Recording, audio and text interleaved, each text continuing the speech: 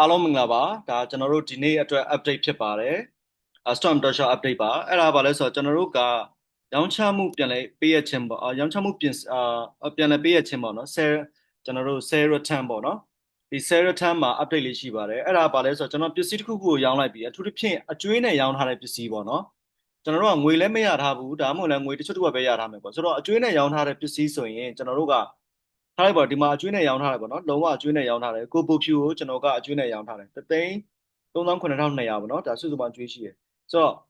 ဒီမှာကျွန်တော်တို့ကပြန်လဲပစ္စည်းပြန်အပ်ထားတယ်ဆိုရင်သူကအနီရောင်လေးဖြစ်သွားတယ်အခုဒီမှာအပြာရောင်နော်ဒီမှာမြင်ရလားမသိညာဘက်လေးမှာကျွန်တော်အခုဒီမှာ mouse လေးနဲ့ pointer လေးနဲ့ကျွန်တော်ဆက်ဖြစ်နေတယ်နော်ဒီမြားလေးပေါ့ပြောင်းပြန်လဲနေတဲ့မြားပုံလေးရှိတယ်အဲ့ဒါပစ္စည်းပြန်တဲ့ချိန်နှိပ်တာပေါ့နော်အဲ့ဒါလေးတစ်ချက်နှိပ်လိုက်ရင်ကျွန်တော်တို့ကနှိပ်တဲ့အချိန်မှာလဲပေါ့နော်ဒီမြားလေးပေါ်မှာထောက်လိုက်တာနဲ့အဲ့မှာပြန်အပ်ချင်းဆိုပြီးတော့မြန်မာလိုလေးပေါ်နေလိမ့်မယ်နော်မြန်မာလိုလေးပေါ်နေလိမ့်မယ် pointer လေးထောက်လိုက်အဲ့ဒါလေးတစ်ချက်နှိပ်လိုက်ရင်ကျွန်တော်တို့ဒီမှာကျွန်တော်ကအကျွေးနဲ့ရောင်းထားတာဖြစ်တဲ့အတွက်ကျွန်တော်တို့ကငွေအကောင့်မှာငွေဘလောက်ပြန်ပေးမယ်ဘယ်အကောင့်ကနေငွေသူ့ကိုပြန်ပေးမှာလဲမပေးဘူးလဲဆိုတာမျိုးရွေးစရာမလိုဘာလို့ဆိုတော့သူ့စီကကျွန်တော်ပတ်စံမရထားဘူးနော်အဲ့လိုပုံစံမျိုးပေါ့အဲ့မှာဘယ်နှခုကို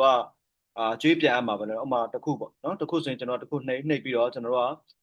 ဒီလိုငွေပြန်အမ်းချင်တဲ့အမ်းပေါ့ဗျာဒီမှာအပေါင်းလေးနှိပ်လိုက်အပေါင်းလေးနှိပ်ပြီးတော့ဒီမှာအမ်းစရာရှိလဲအမ်းပေါ့အမ်းစရာမရှိဘူးဆိုရင်လည်းမအမ်းနဲ့ပေါ့နော်တက်လိုက်ပေါ့ပင်မှတ်ချက်ဟိုဘာကြောင့်ဒီပစ္စည်းကိုပြန်လက်ခံလိုက်ပါတယ်ဆိုတော့မှတ်ချက်ရေးပေါ့နော်ရေးပြီးတော့အဲ့ပစ္စည်းကိုပြန်လက်ခံလိုက်ပေါ့နော်အဲ့လိုပုံစံမျိုးပဲဒါဆိုရင်ဒီမှာနော်တွေ့လားကျွန်တော်တို့က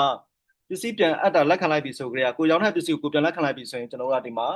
ပုံမှန်ဆိုရင်အပြာရောင်လေးပဲနော်ဒီမှာအပြာအခုအနေရောင်ဖြစ်သွားတယ်ဒါဆိုရင်ဒီပစ္စည်းကကျွန်တော်တို့ဒါရောင်းတဲ့အချိန်မှာပြန်လက်ခံထားတယ်ဆိုတဲ့အတိတ်ပဲအဲ့လိုပဲဒါကျွန်တော်တို့ရောင်းတဲ့အချိန်မှာပေါ့နော်ဝယ်တဲ့အချိန်မှာလည်းကျွန်တော်တို့အတိုင်းပဲဝယ်ယူမှုပြန်လဲပေးတဲ့အချိန်မှာလည်းအတိုင်းပဲကျွန်တော်တို့ကကျွေးနဲ့ဝယ်ထားတာမျိုးပေါ့နော်အတူတူပဲနော်ကျွန်တော် function ကအတူတူပဲလှုပ်တဲ့ပုံစံအတူတူပဲညာဘက်မှာပြောင်းမြန်မြားအဝိုက်လေးရှိတယ်အဲ့ဒါလေးတစ်ချက်နှိပ်လိုက်ချက်နှိပ်လိုက်ရင်လည်းအတိုင်းပဲလှုပ်တဲ့ပုံစံကိုကငွေပါလားမပါလားပစ္စည်းပဲတည်တံ့ပြန်မှာလားငွေပါလားဆိုတာမျိုးရွေးပေးလို့ရတယ်အတူတူပဲနော်လှုပ်တဲ့ပုံစံဆိုတော့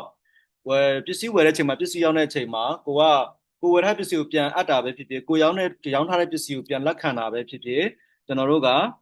တကယ်လို့အကျွေးပေါ့နော်ရောင်းထားတဲ့ပစ္စည်းဆိုရင်အကျွေးနဲ့ဝယ်ထားရဆိုရင်ကျွန်တော်ကငွေပြန်အမ်းစရာအကြောင်းမရှိဘူးလေနော်ဆိုတော့ဒါတွေကိုကျွန်တော်တို့အခုဒီနေ့ update မှာဒီလိုပုံစံအတိုင်းသုံးလို့ရပါပြီခင်ဗျ